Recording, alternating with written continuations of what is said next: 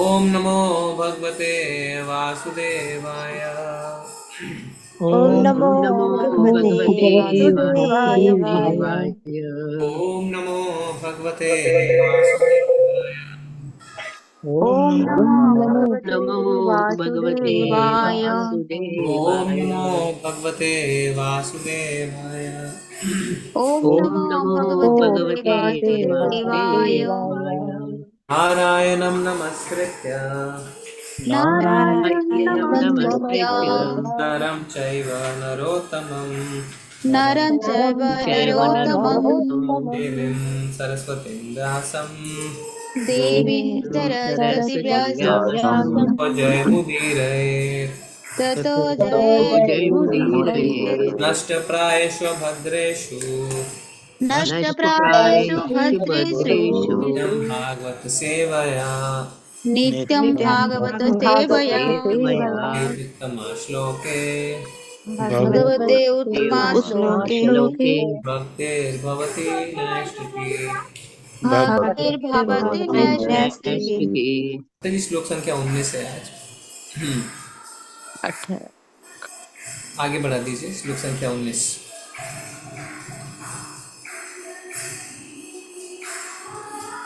तं प्रियमाणं समुपस्थितं कविं तं तं प्रियमाणं प्रियमायनं समुपासितं कविं समुपस्थितं तं कविं। प्रियमाणं समुपस्थितं कविं तं तं प्रियमाणं समुपस्थितं कविं प्रियमायनं प्रजा विसर्गे निज शासन आर्हणम् प्रजाभिसर्गे विसर्गे निज निजशासनाहरणम् प्रजा शासनम्। विसर्गे निज शासन आर्हणम् प्रजाभिसर्गे निजशासनम् प्रजावरणं निज आहरणम्। शासन अर्हणम्। बभाष ईषत् स्मित शोचिषा गिरा बभाषि बभाषिषत् तस्मै वशिषां गिरा। दशोचिषा गिरा।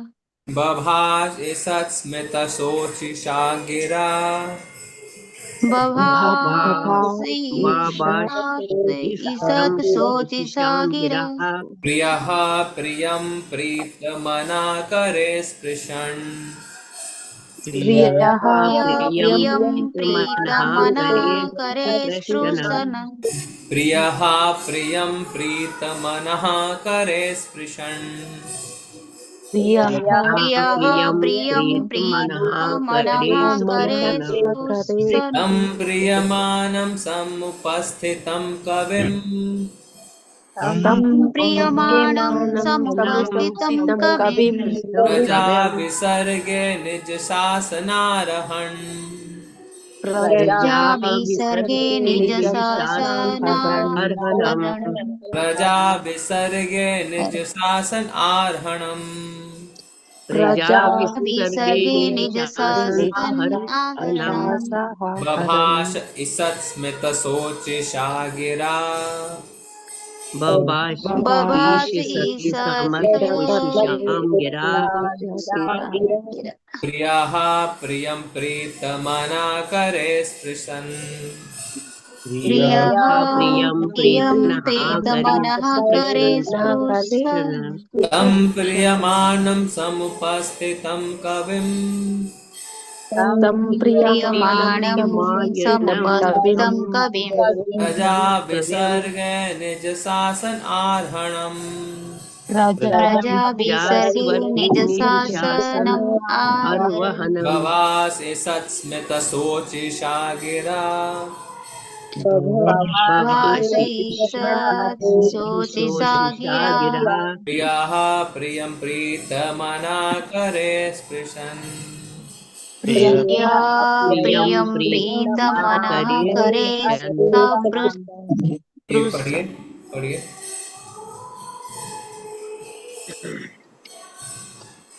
हरे कृष्ण प्रभु जी। तं प्रियमाणव समुपस्थितं कविम् प्रजाविसर्गे निधिशासन् अहम्।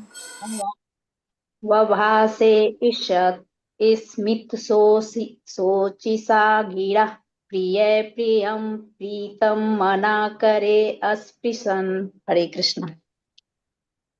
हरे कृष्णा हरे कृष्णा हरे कृष्णा प्रभु जी।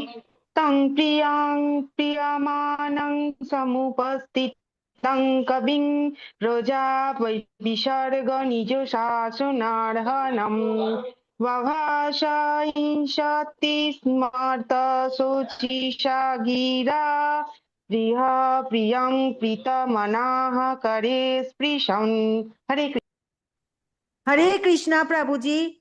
त्वं प्रीयमाणं समुपस्थितं कविं प्रजा विसर्गे निज शासनार्हणं बभाष ईषत्स्मिता शुचिषा गिरा प्रियः प्रियं प्रीतमनः करे स्मृशान। हरे कृष्णा।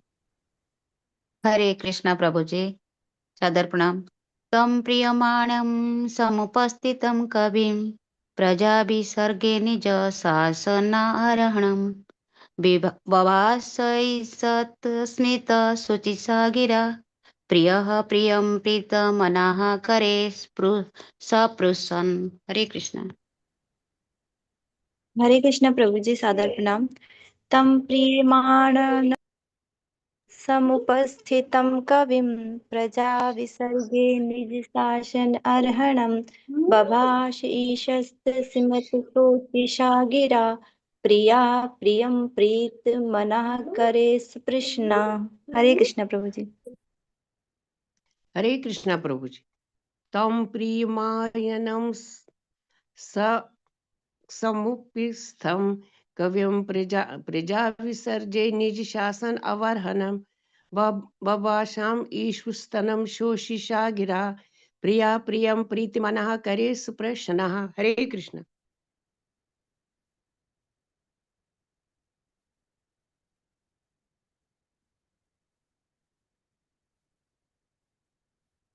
धन्यवाद। शब्दार्थ देखते हैं। तम ब्रह्मा जी को, प्रियमाणम प्रिय पात्र, समुपस्थितम सामने उपस्थित, कविम महान विद्वान, प्रजा जीवात्माओं की, विसर्गे सृष्टि के कार्य में, निज अपना शासन नियंत्रण, अर्हणम उपयुक्त, बभाषे संबोधित किया, ईषत मंद, स्मित हंसते हुए, सोचिशा उत्साहवर्धक, गिरा वाणी, प्रियः प्रिय, प्रियम प्रेमी को, प्रीत मनाह अत्यंत प्रसन्न होकर, करे हाथ से स्पृशन छूते हुए। भगवान ने ब्रह्मा जी को अपने समक्ष देखकर उन्हें जीवों की सृष्टि करने तथा जीवों को अपनी इच्छा अनुसार नियंत्रित करने के लिए उपयुक्त पात्र समझा। इस प्रकार प्रसन्न होकर भगवान ने ब्रह्मा से मंद मंद हंसते हुए हाथ मिलाया और उन्हें इस प्रकार से संबोधित किया। भगवान ने ब्रह्मा जी को अपने समक्ष देखकर उन्हें जीवों की सृष्टि करने तथा जीवों को अपनी इच्छा अनुसार नियंत्रित करने के लिए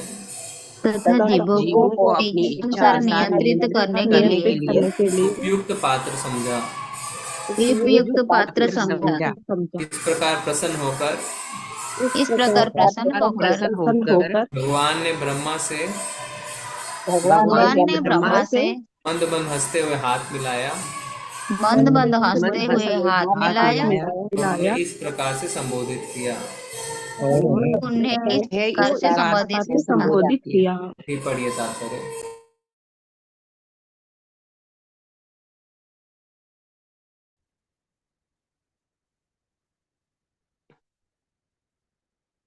विजय माता जी। हरे कृष्णा प्रभु जी। हरे कृष्णा माता जी। शील प्रभुपाद की जय। तात्पर्य प्रभुपाद द्वारा। जगत की सृष्टि न तो निरुद्देश हुई है न आकस्मिक। इस तरह नित्यबद्ध जीवात्माओं को श्री भगवान द्वारा ब्रह्मा जी जैसे अपने ही प्रतिनिधि के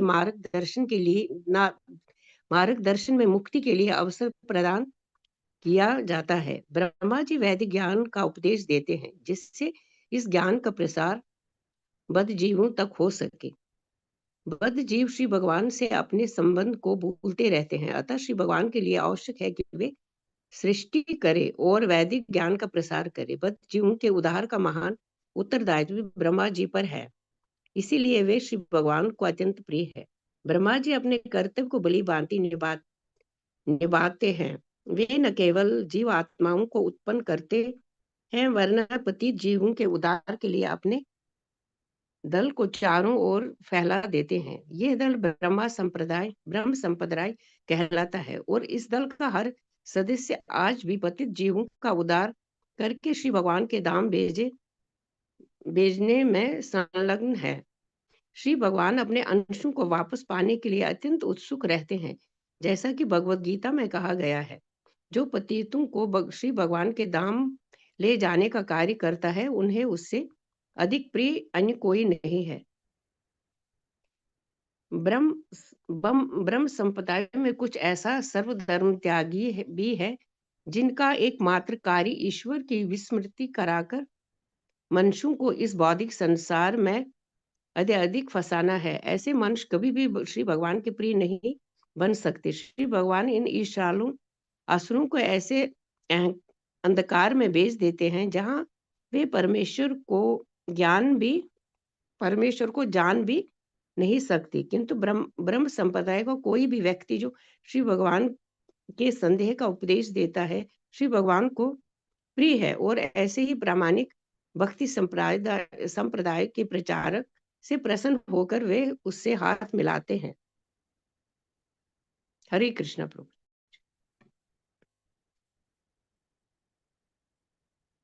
धन्यवाद माता जी। ओम अज्ञानतिमिरन्धस्य ज्ञानाञ्जनशलाकया चक्षुरुन्मिलितं येन तस्मै श्रीगुरुवे नमः। श्रीचैतन्यमनोभीष्टं स्थापितं येन भूतले स्वयं रूपा कदा मह्यं नटिसपदान्तिकं वन्देऽहं श्रीगुरुश्रीयुत्पदकमलं श्रीगुरुं वैष्णवांश्च श्रीरूपं सागरजातं सगन्धगुणाभान्वितान्तं सजीवं साद्वैतं सावधूतं परिजनसहितं कृष्णचैतन्यदेवं श्रीराधा कृष्णपादान् सहगं ललिता श्रीविशाखान्वितांश्च। नमो विष्णुपादाय कृष्णप्रेष्ठाय भूतले श्रीमते भक्तिवेदान्त स्वामिनिति नामिने।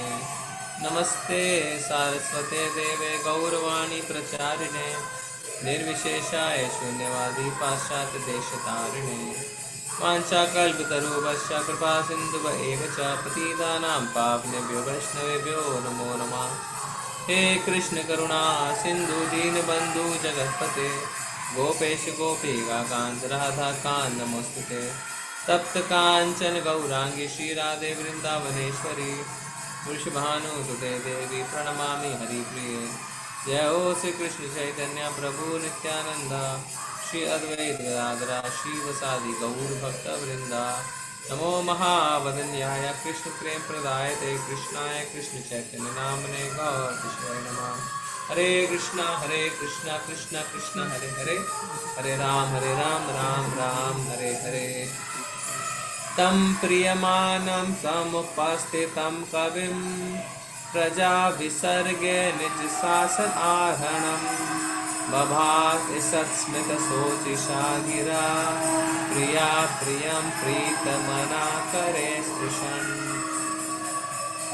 आपको सब कीर्तन सुनाई दे रहा है? प्रभु जी सुनाई दे रहा है। ठीक है, ओके, धन्यवाद। तो भगवान के दर्शन प्राप्त हो चुके हैं ब्रह्मा जी को, और ब्रह्मा जी ने, हमने देखा कुछ पिछले श्लोकों में वैकुंठ में क्या क्या देखा उसका उन्होंने अपने श्लोकों द्वारा वर्णन किया। अब यहाँ पे जब ब्रह्मा जी रोने लगे भगवान को देख के रोने लगे। उनके हृदय में भगवान को देखते ही असीम प्रेम उत्पन्न हुआ और वो रोने लगे और भगवान को उन्होंने नतमस्तक किया, दंडवत प्रणाम किया। और प्रभुपाद कहते हैं यही परम सिद्धि है, यही परमहंस अवस्था है। अब भगवान के हृदय में क्या चल रहा था ब्रह्मा जी के लिए, वो इस श्लोक में लिखा है। तो जैसे ही ब्रह्मा जी को भगवान ने देखा, भगवान मंद मंद मुस्काने लगे। भगवान की मंद मंद मुस्कान उनकी खुशी को प्रकट कर रही थी कि वो ब्रह्मा जी को देख के कितने संतुष्ट हैं, कितने खुश हैं। आज एक भक्त बता रहे थे कि लोकनाथ महाराज, परम पूज्य लोकनाथ स्वामी महाराज, उन्होंने जब ब्रह्मचर्य की शुरुआत करी और इस्कॉन जुहू में वो इस्कॉन से जुड़े, तो गुरु पूजा के समय लोकनाथ स्वामी महाराज बहुत उछल उछल के नाचते थे। कोई नहीं, सारे ब्रह्मचारी नाचते थे। और वो उस समय प्रभुपाद को जब देखते थे तो प्रभुपाद मंद मंद मुस्काते थे और उनकी मंद मंद मुस्कान को देख के लोकनाथ स्वामी कहते हैं हम और ज्यादा प्रोत्साहित हो जाते थे और हम जोर जोर से नाचने लगते थे, जोर जोर से कूदने लगते थे,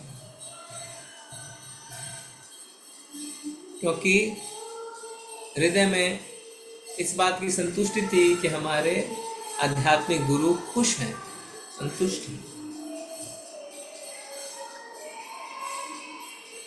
तो ब्रह्मा जी को देख के भगवान मंद मंद मुस्कुरा रहे हैं। ब्रह्मा जी की आंखों से आंसू निकल रहे हैं, वो उन्हें नतमस्तक होकर दंडवत प्रणाम कर रहे हैं। भगवान उनसे बहुत प्रसन्न है, इतने प्रसन्न है कि भगवान कहते हैं और सोचते हैं ब्रह्मा जी जीवों की उत्पत्ति के लिए सर्वश्रेष्ठ है। यानी जो जीवों का अभी सृष्टि करनी है, जीवों की उत्पत्ति करनी है, वो ब्रह्मा जी के माध्यम से ही की जाए।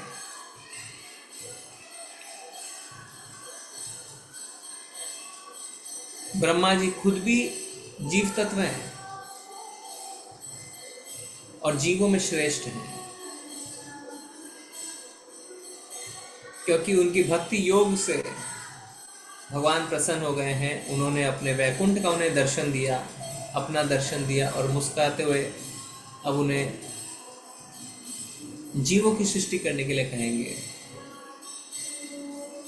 और श्लोक में बता रहे हैं कि जीव जो भगवान की इच्छा से पूर्णतः नियंत्रित होते हैं।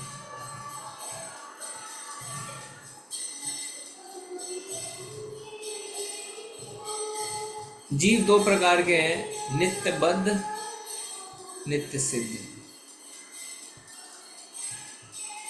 नित्य सिद्ध पूर्णतः भगवान के आगे समर्पित हैं, भगवान की सेवा में है, भगवान की लीलाओं में शामिल है, भगवान के साथ दास्य, साख्य, वात्सल्य, शांत, माधुर्य रस में जुड़े हुए हैं।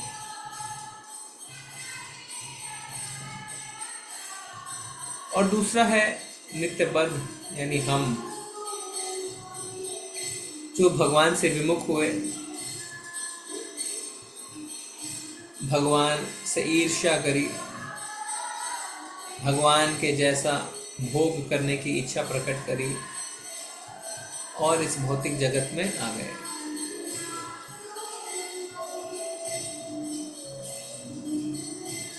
कोई भी जीव, चाहे वो नित्यबद्ध हो, चाहे वो नित्य सिद्ध हो, भगवान के नियंत्रण से बाहर नहीं है, पूर्णतः भगवान के नियंत्रण में है। और फिर भी जीवों को एक सूक्ष्म स्वतंत्रता मिली है, लिटिल इंडिपेंडेंस। जिसका उपयोग करके वो ये निर्णय लेता है कि वो भगवान की अंतरंगा शक्ति की सेवा करेगा या भगवान की बहिरंगा शक्ति की सेवा करेगा। तो कोई सोच सकता है कि ये दोनों तो विरोधाभास है। एक तरफ हम कहते हैं कि भगवान पूर्णतः हमें नियंत्रित करते हैं, दूसरी तरफ हम कहते हैं कि हमें भगवान ने सूक्ष्म स्वतंत्रता दी है। तो ये दोनों बातें तो अलग अलग है। ये बातें अलग अलग नहीं हैं। हमारी स्वतंत्रता भी भगवान के नियंत्रण में है, यानी हमारा निर्माण इस तरीके से हुआ है कि हमें स्वतंत्रता दी जाए। उदाहरण, अभी जो आर्टिफिशियल इंटेलिजेंस है, चैट जीपीटी लोग यूज़ करते हैं, ग्रॉक यूज़ करते हैं, तो लोगों को लग सकता है कि इनका तो अपना बुद्धिमत्ता है, अपना ब्रेन है, पर वास्तव में पीछे वो इंसान के नियंत्रण में है। इंसान ही आर्टिफिशियल इंटेलिजेंस को बना रहे हैं। तो हमारी सूक्ष्म स्वतंत्रता हो सकती है, पर भगवान के नियंत्रण से बाहर कुछ भी नहीं है। अगर ऐसा होता तो आप ये इच्छा कर सकते थे कि प्रलय के समय मुझे ख़त्म नहीं होना, पर ऐसा नहीं है, आपको ख़त्म होना पड़ेगा।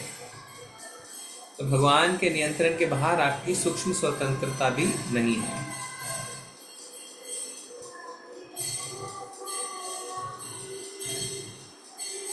फिर भगवान ब्रह्मा जी से हाथ मिलाते हैं।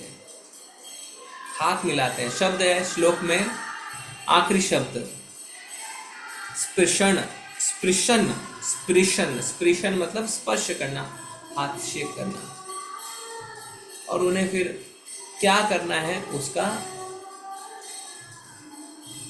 इंस्ट्रक्शन देते हैं। तो प्रभुपाद जी बता रहे हैं कि इस भौतिक जगत में जो सृष्टि हम देख रहे हैं वो कोई घटना नहीं है। विज्ञान हमें बताता है big bang theory. Big bang theory मतलब एक बहुत बड़ा विस्फोट हुआ और उस विस्फोट के कारण सृष्टि का निर्माण हो गया। पहली बात तो ये सुन के भी अटपटा लगता है, क्योंकि कोई भी विस्फोट से सिर्फ बर्बादी होती है, तहस नहस होती है चीज़ें, निर्माण तो नहीं होता। और इतना सुंदर निर्माण जहाँ पे चीज़ें स्थिरता के साथ हैं, अपने अपने नियमों का पालन कर रही है। 4 मौसम है, रात्रि है, उजाला है, सूर्य है, सूर्य की रोशनी है, पृथ्वी है, 9 ग्रह हैं, सब अपने अपने कक्ष में घूम रहे हैं।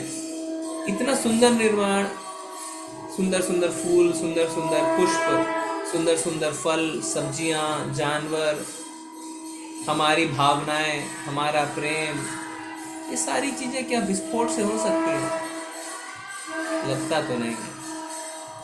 और इस श्लोक में भी पता चल जाता है, क्योंकि इस श्लोक में कहा जा रहा है कि भगवान ने अब ब्रह्मा जी को कहा कि आप जीवों का निर्माण करिए, सृष्टि करिए। तो इसका मतलब विस्फोट से नहीं हुआ कुछ भी। विस्फोट से तो ब्रह्मा जी को ज्ञान भी नहीं मिला। जब अंधकार था, उन्हें कुछ समझ नहीं आ रहा था, तो उन्होंने शब्द सुने, तप, उन्होंने तप किया। कोई विस्फोट से उनके हृदय में थोड़ी ना ज्ञान आ गया। तो प्रभुपाद जी पहली ही लाइन में लिख रहे हैं कि ये भौतिक सृष्टि का निर्माण कोई दुर्घटना नहीं है, कोई घटना नहीं है, कोई विस्फोट नहीं है, कोई बिग बैंग थ्योरी नहीं है। ये ब्रह्मा जी के द्वारा सृष्टि का निर्माण है। हम कई चीज़ें बचपन से अपने माँ बाप से, पंडितों से, आचार्यों से सुनते आ रहे हैं। अब हमारा सौभाग्य है कि शास्त्रों में हम साक्ष्य के साथ, एविडेंस के साथ देख पा रहे हैं। ये जितने श्लोक हम पढ़ते हैं रोज, ये एविडेंस हैं, ये साक्ष्य हैं। और शास्त्रों से बड़ा कोई भी साक्ष्य नहीं है, कोई भी एविडेंस नहीं है।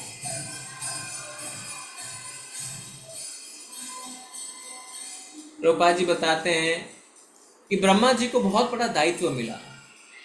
क्या दायित्व?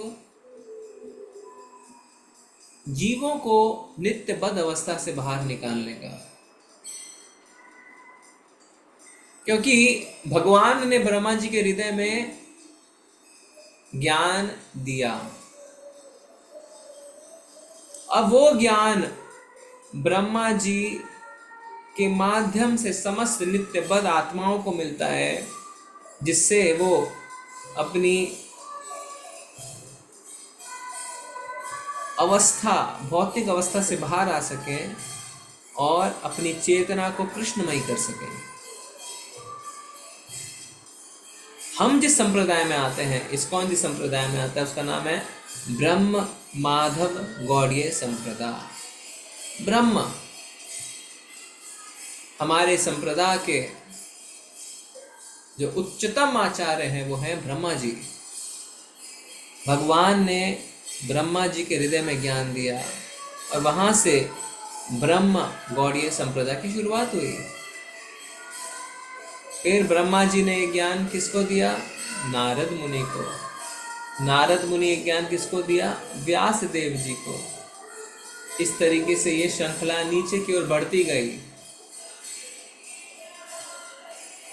आपके पास प्रभुपाद जी की कोई भी अगर किताब हो, भगवद गीता, श्रीमद् भागवतम, और उसके पहले कुछ पन्नों में देखेंगे तो इस संप्रदाय के बारे में, गुरु शिष्य परंपरा के बारे में पूर्णतः बताया गया है। तो हमारा भी संप्रदाय जिसमें हम आते हैं वो ब्रह्मा जी के द्वारा स्थापित है। इस तरीके से 4 प्रमुख संप्रदाय हैं। ब्रह्मा जी के द्वारा, 4 कुमारों के द्वारा, लक्ष्मी जी के द्वारा और शिव जी के द्वारा। ब्रह्म माधव गौड़ीय संप्रदाय। और इसमें ब्रह्मा जी को एक बड़ा कार्य मिला है। क्या? जितने भी बद्ध आत्माएं हैं उन्हें वापस भगवान के धाम ले जाने के कार्य। अब ब्रह्मा जी इस कार्य में पूरी तरीके से जुटे हुए हैं। क्यों? क्योंकि भगवान की यही इच्छा है।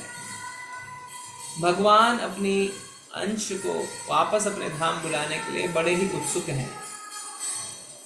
भगवान अपनी चिंता प्रकट करते हुए भगवद गीता में कहते हैं, ममे वांशो जीव लोके जीव भूता सनातना मना षष्ठानि इंद्रियाणि प्रकृति स्थानी कर्षति। कि देखो ये जो मेरे अंश हैं ये किस तरीके से भौतिक प्रकृति, भौतिक जगत में कष्ट उठा रहे हैं, अपनी 6 इंद्रियों से कष्ट उठा रहे हैं, प्रकृति में कष्ट उठा रहे हैं। तो भगवान को ये तनिक भी अच्छा नहीं लग रहा है कि जीव किस तरीके से संघर्ष कर रहा है, जीवन का संघर्ष कर रहा है, उग्र कर्म कर रहा है। किसी भी देश के राजा को अपने राजकुमार पुत्र को इस तरह देखते हुए तनिक भी प्रसन्नता नहीं होगी। वो हमेशा यही चाहेगा कि वो राजकुमार फिर से लौट के आ जाए। और इसके लिए वो राजा कभी अपने मंत्रियों को भेजता है, कभी अपने दूतों को भेजता है, कभी पुरोहितों को भेजता है, कभी ब्राह्मणों को भेजता है कि पुत्र को समझा के, राजकुमार को समझा के वापस लाया जा सके। इसी तरीके से भगवान श्री कृष्ण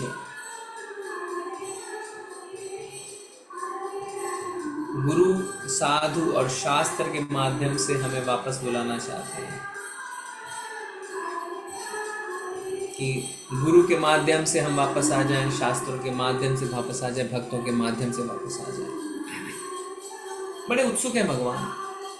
इसलिए भगवान निर्देश देते हैं भगवद गीता में कि जो इस भगवद गीता के संदेश को दूसरों तक फैलाएगा वो मुझे सबसे ज्यादा प्रिय है। भगवान कह सकते थे जो मुझे अगरबत्ती दिखाएगा वो मुझे प्रिय है, जो मेरी आरती उतारेगा वो मुझे प्रिय है, जो मुझे 56 भोग लगाएगा वो प्रिय है, जो मुझे सुगंधित माला पहनाएगा वो मुझे प्रिय है, जो मुझे अच्छे वस्त्र पहनाएगा वो मुझे प्रिय है। भगवान ने ऐसा नहीं कहा। भगवान ने कहा जो इस भगवद गीता के संदेश को दूसरों तक ले जाएगा, इसका प्रचार प्रसार करेगा, वो मुझे सबसे ज्यादा प्रिय है। और प्रभुपाद जी ने इसी बात पे जोर दिया है कि हम जिस संप्रदाय में आते हैं, हमारा भी कर्तव्य बनता है कि हम इस संदेश को अपने अपने क्षमता के हिसाब से जितना ज्यादा प्रचार प्रसार कर सकें, हमें करना चाहिए। इसीलिए बार बार कहते हैं, ISKCON is a preaching movement. ISKCON जो है वो प्रचार का मिशन है,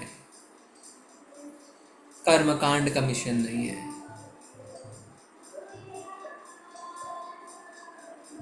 शायद पूरी पृथ्वी पे इस्कॉन एकमात्र ऐसी संस्था है जिसमें प्रचार प्रसार का कार्य चल रहा है। सनातन धर्म के ग्रंथों के प्रचार प्रसार का कार्य चल रहा है। अन्यथा हर जगह आप देखेंगे कर्मकांड ही चल रहा है।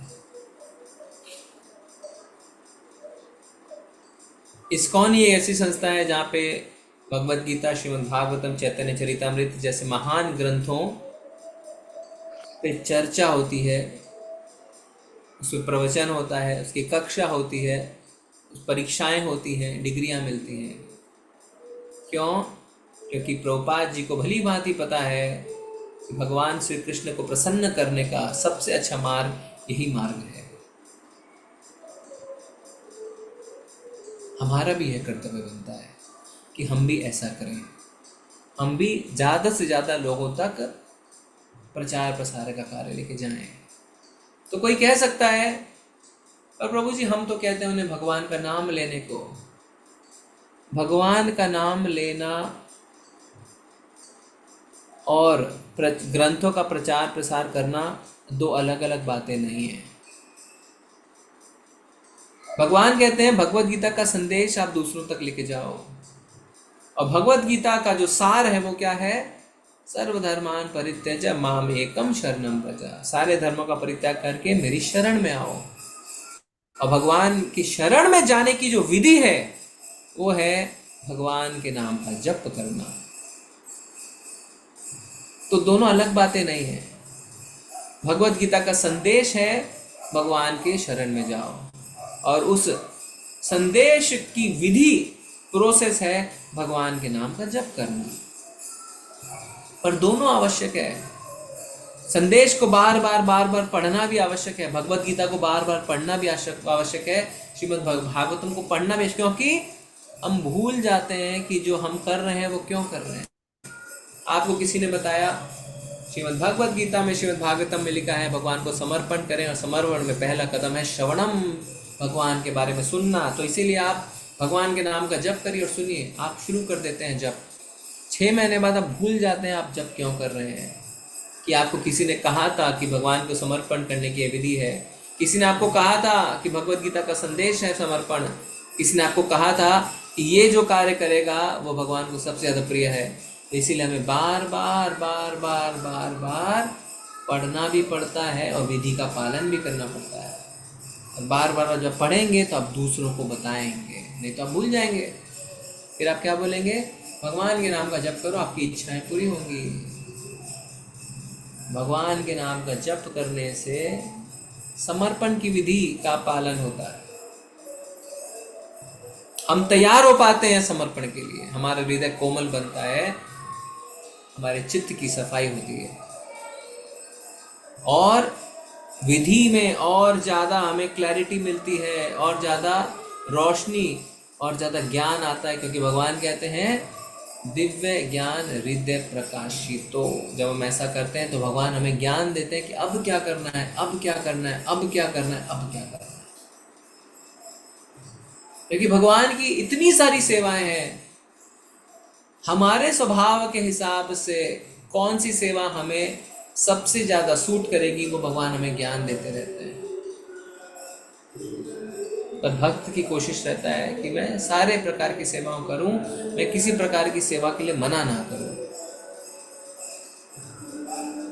तो आप देखते हैं कि एक भक्त सब कुछ कर रहा है, वो रसोई में भगवान के लिए भोग भी बना रहा है, वो मंदिर के हॉल की सफाई भी कर रहा है, बड़ा ट्रक लेके जाके किताबें भी लेके आ रहा है, वो बुक डिस्ट्रीब्यूशन भी कर रहा है, वो कीर्तन भी कर रहा है, वो बुक स्टॉल में बैठ के सामान भी बेच रहा है, वो फिर भगवत गीता की क्लास भी ले रहा है, इनकम टैक्स का रिटर्न भी फाइल कर रहा है, अकाउंट्स में भी काम कर रहा है, कोर्ट कचहरी अगर होती है वहाँ पे भी जा रहा है, किसी भक्त के घर पे मिलने जा रहा है, सब कुछ कर पा रहा है क्योंकि उसकी चेष्टा रहती है कि मुझे जो सेवा दी जा रही है मैं करूँ। फिर भगवान धीरे धीरे धीरे धीरे किसी विशेष सेवा की ओर से मोड़ते हैं।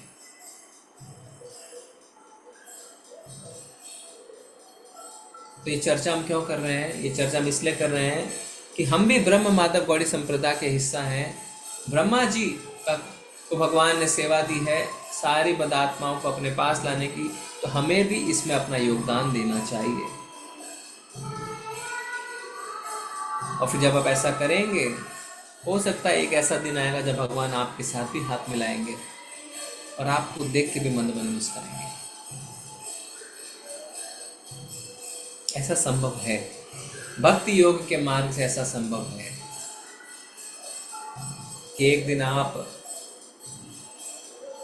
फेस टू फेस भगवान के आगे बैठे हो, भगवान आपको देख के मुस्कुरा रहे हो, आपके आंख से आंसू गिर रहे हैं और भगवान आपके साथ हैंडशेक कर रहे हैं और फिर कहेंगे अब आप सबसे उचित जीव हैं इस सेवा के लिए और आपको कोई सेवा देंगे। ये संभव है, असंभव नहीं है। भक्ति योग की विधि से ये संभव है। प्रभुपाद जी की कृपा से हमें इस बात का पता चला है कि ये संभव है।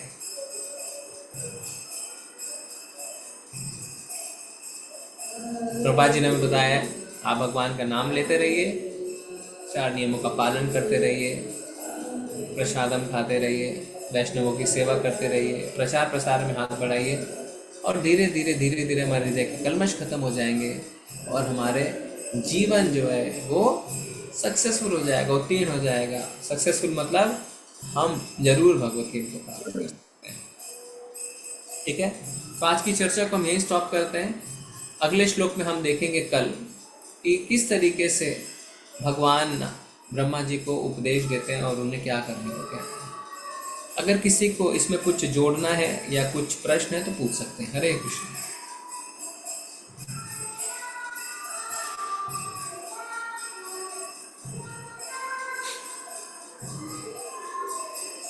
किसी का कोई प्रश्न है, कुछ पूछना है, कुछ जोड़ना है? कल एकादशी है, वैकुंठ एकादशी। तो यहाँ पे दक्षिण भारत में ये वैकुंठ एकादशी को बहुत धूमधाम से मनाया जाता है। तो हम मंदिर में 3 दिन का कार्यक्रम कर रहे हैं, आज, कल और परसों। कल शाम को नौका विहार बोट फेस्टिवल का प्रोग्राम है, शाम को 7 बजे। इसमें भगवान को नौका विहार कराया जाएगा। हम कोशिश करेंगे कि हम आपको लाइव दिखा सकें। तो कल की कक्षा को हम स्थगित कर सकते हैं। ठीक है, तो आप सब उस प्रोग्राम को देखें इसी टेम्पल लिंक पे, या अगर कोई दूसरा लिंक होगा तो आपको व्हाट्सएप ग्रुप पे भेज दिया जाएगा। फिर हम 1 तारीख को मिलेंगे। ठीक है, हरे कृष्णा एवरीवन। प्रभु जी। हरे कृष्णा। चलेंगे फिर। बहुत बहुत धन्यवाद आप सभी का। वांछा कल्पतरुभ्यश्च कृपा सिन्धुभ्यश्च पतितानां पावनेभ्यो वैष्णवेभ्यो नमो नमः। अनंत कोटि वैष्णव वृंद की जय। नामाचार्य की जय। ग्रंथराज श्रीमद् भागवतम की जय। हरे हरे कृष्ण। कृष्ण। हरे कृष्ण।